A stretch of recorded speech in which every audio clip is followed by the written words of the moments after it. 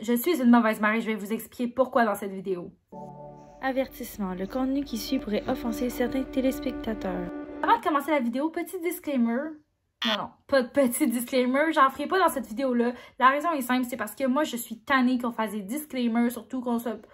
On dirait qu'on maintenant, dans notre société, on n'est plus capable de dire quoi que ce soit sans aviser les gens que ça peut les choquer, ou on peut plus rien dire sans se faire juger, on peut plus rien dire sans se faire dire des commentaires. Fait que moi, j'ai envie d'essayer de casser ça aujourd'hui dans cette vidéo-là. Puis on va voir qu'est-ce que ça va donner.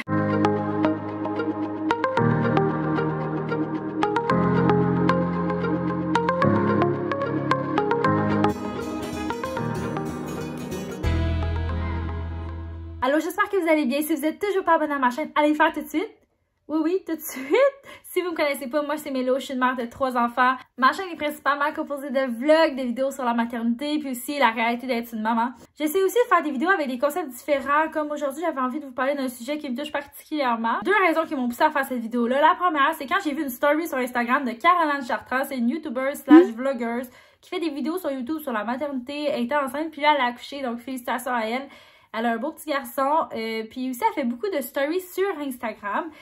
Elle a donc fait plusieurs stories sur Instagram de son garçon qui dormait pas beaucoup, qui pleurait, puis elle parlait beaucoup de sa réalité en tant que nouvelle maman. À la suite de ça, il y a une abonnée, mais c'était un faux compte, là, qui a envoyé des messages comme quoi elle arrêtait pas de se plaindre, puis que c'était vraiment gossant, qu'elle se plaignait autant, blablabla. Je dis à peu près de mémoire, mais dans le fond, en gros, là, c'était un message pour dire qu'elle arrêtait pas de se plaindre de son bébé.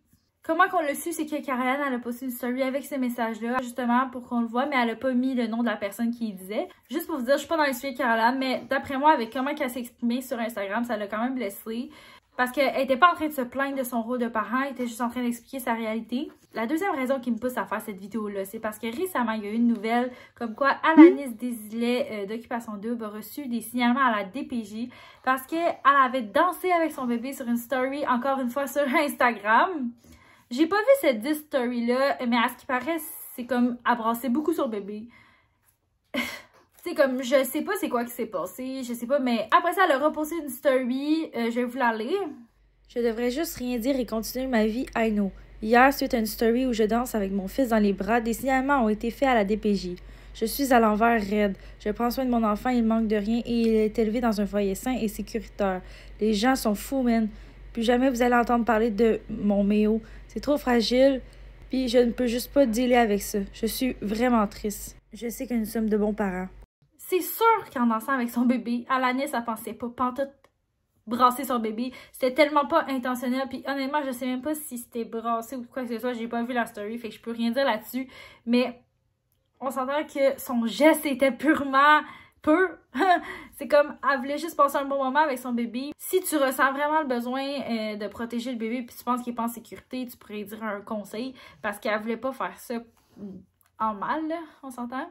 En tant que maman, on est toujours là à faire attention, à essayer d'être une mère parfaite, à essayer de rien dire, à essayer de montrer que on fait pas de mal à nos enfants. Comme Caroline, elle expliqué dans ses stories, elle a commencé à essayer de dire la réalité de ce qu'elle vivait, mais juste quand elle veut s'exprimer, quand elle veut expliquer la réalité d'une mère, on lui tape sa tête. Si elle, pour elle, ce moment-là, il est difficile, ben pourquoi qu'elle n'en parlerait pas? Je suis au courant que les influenceurs, ils s'exposent à plusieurs commentaires, ils mettent leur vie sur les réseaux sociaux, puis ils peuvent s'être exposés à plusieurs jugements. Mais la réalité, c'est que pourquoi vous voudriez voir des parents parfaits sur les réseaux sociaux? Pourquoi une mère, elle pourrait pas exprimer justement comment qu'elle se sent puis qu'est-ce qu'elle vit pour que les autres mamans, ils se sentent pas coupables. Aujourd'hui, j'ai juste envie de vous dire pourquoi j'ai une mauvaise mère. Parce que je suis pas une mère parfaite, puis je le serai jamais, puis on est tous en apprentissage. Vous viendrez pas me dire que quand vous avez obtenu votre permis de conduire, la première fois que vous avez conduit, vous avez pas fait des erreurs, là. Les parents, ça en fait des erreurs. Peut-être qu'Alanis, qu'elle a dansé avec son enfant, elle pensait pas que ça allait brasser sa tête ou... Premièrement, ça a peut-être même pas brassé sa tête, là. Donc, je vais vous dire pourquoi je suis une mauvaise mère. Puis j'espère qu'à la fin de la vidéo, vous aussi, vous allez dire que vous êtes une mauvaise mère. Puis que vous allez au moins vous reconnaître en moi. J'ai envie de changer un peu la mentalité qu'on a des mères. Comme, pourquoi on a fait des enfants, c'est pas pour rien, là. Vous le savez qu'on est tous contents d'avoir des enfants, puis qu'on les aime, puis qu'on changerait pas notre vie pour rien au monde. On a envie de les avoir, puis on est chanceux de les avoir, nos enfants. parce que je sais qu'il y en a qui peuvent pas en avoir puis que c'est triste. On aura parlé aussi de l'autre côté de la parentalité. Il n'y a pas juste des positifs, là. La première raison pourquoi je suis une mauvaise mère, c'est que j'ai pas envie d'avoir mes enfants collés 24 heures sur 24. Puis je pense que c'est simple et c'est normal. Tu vois, j'essaie de me justifier. Je vais essayer de pas faire ça le long de la vidéo. Fait que c'est ça, j'ai pas envie d'avoir mes enfants collés sur moi 24 heures sur 24.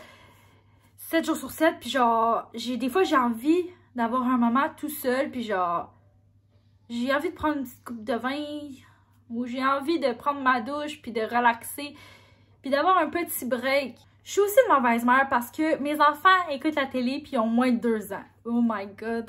La recommandation, c'est écouter, je pense, à partir de 2 ans la télé pour les enfants. C'est des vraiment courtes périodes dans la journée et je ne respecte pas du tout ça. Honnêtement, comment résister quand ton petit garçon s'en vient avec la manette de main puis il dit coco, coco? Ben crime, je peux pas résister des fois, là. Puis malheureusement, des fois, il écoute 1 heure le temps que je fasse ce souper. Voilà.